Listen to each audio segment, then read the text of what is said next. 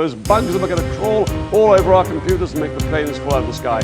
Are they doing it or not? More and more experts are warning that the year 2000 could bring a date with disaster. Survivalists stockpiled food and everyone waited to see what would shut down when the clock struck midnight in the new millennium. This year, because of Y2K, the emphasis is being placed on emergencies that could take place because of the Y2K event. When we did our first story last fall on Y2K, computer glitch, a lot of people still thought it was a joke. Today, no one is laughing.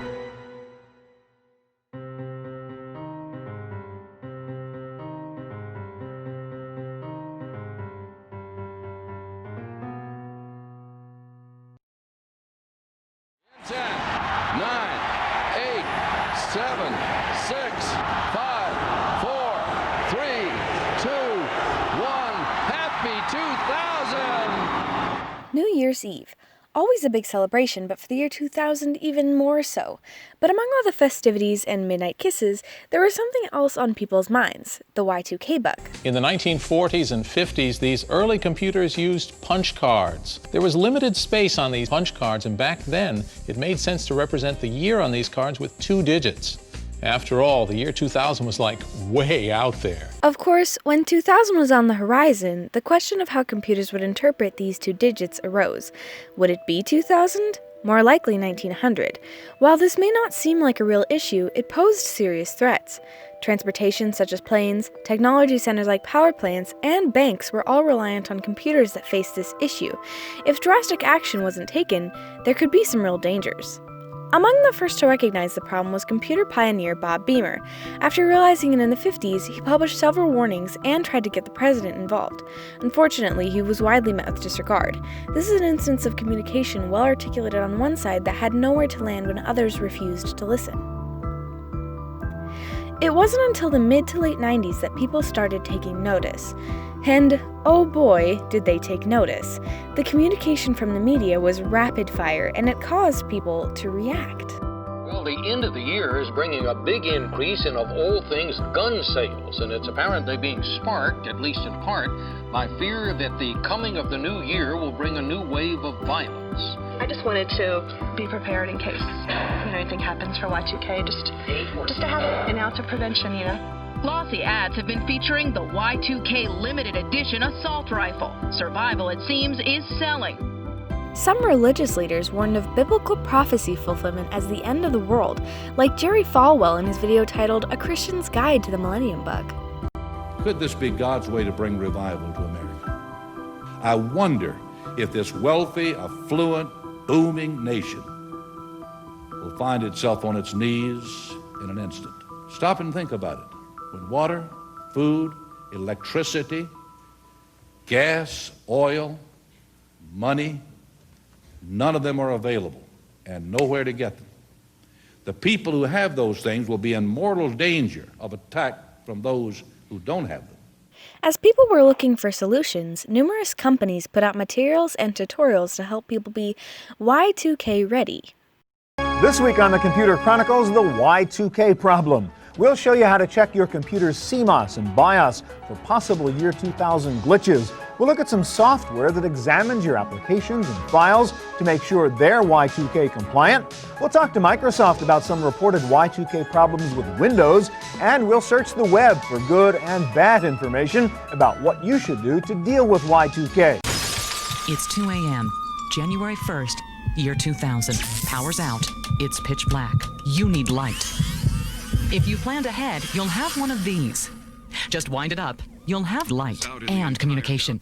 Call now and get the ultimate Y2K survival kit from BeCalm.com. Honestly, it's hard to overstate just how much people were talking about Y2K. With all the communication going on, people began to create things in relation to the event. This included songs.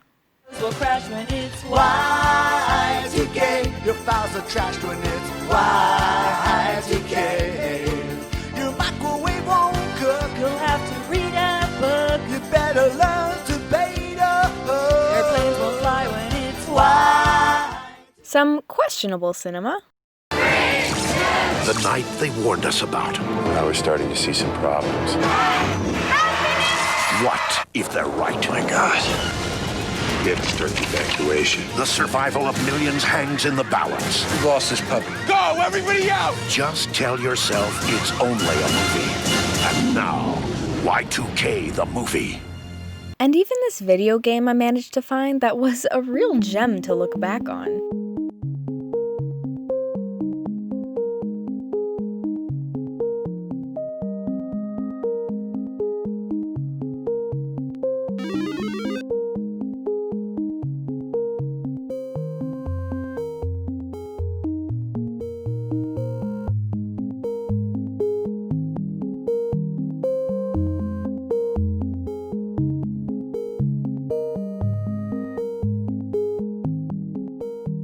While what the game depicted might seem an exaggeration, it was closer to reality than you might think. Some people were so concerned, they began taking extreme precautions.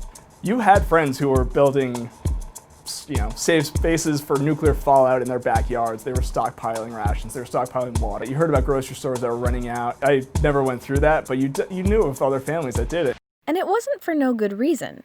Building up to Y2K, there were press briefings saying this is going to be a huge issue. So you saw the chairman of Intel, you saw the chief economist of Deutsche Bank, these people whose opinions you were listening to saying that this was going to be a major issue. And it made it feel like something that we all really had to pay attention to. And so they prepared. Tonight, the countdown begins. All day, store director Rick Smith watched consumers get Y2K ready. Flashlights. In Seattle, just canceling the New Year's bash at the Space Needle was not enough. Now they're fencing it off just to make sure. Security officials are believed to be on the biggest alert since World War II. In Washington, where the president will be attending the Millennium Celebration along the mall, bridges will be closed and several thoroughfares are already off limits to traffic. So, what happened? For all the fear and preparation in the years preceding 2000, not much. All's well that ends well, which about sums up the year 2000 conversion weekend. There were the slot machines in Delaware that momentarily didn't take bets, the Godiva chocolate store in New York that briefly couldn't take cash, and this video store near Albany, New York that presented a customer with a $91,000 late fee after a computer showed a movie was returned 100 years late. More seriously, in Bakersfield, California, the police computer dispatch system stopped working briefly after midnight. And in South Korea, about 900 customers lost heat for several hours. All these too have been fixed.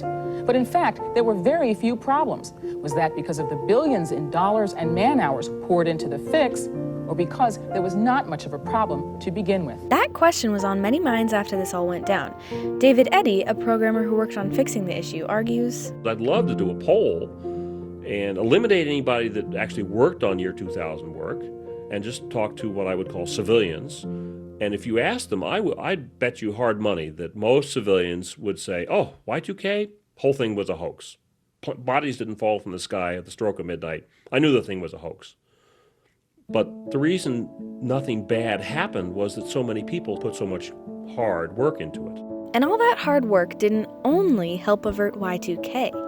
And this was really the first large-scale event that I can remember that we did that. And just 21 months later, then was 9/11, and all of those relationships and workings together that we had made really made a big difference on how we were able to deal with large-scale emergencies since that time. And that's not the only impact of Y2K preparations. When governments and companies realized they needed far more computer experts than what was available in the US, they turned international. India especially had a lot of these experts to offer. I think that the importance of Y2K was overwhelmingly about establishing Indian companies' reputation among U.S. customers and helping begin a set of customer-supplier relationships that had simply taken off in the last 4 years.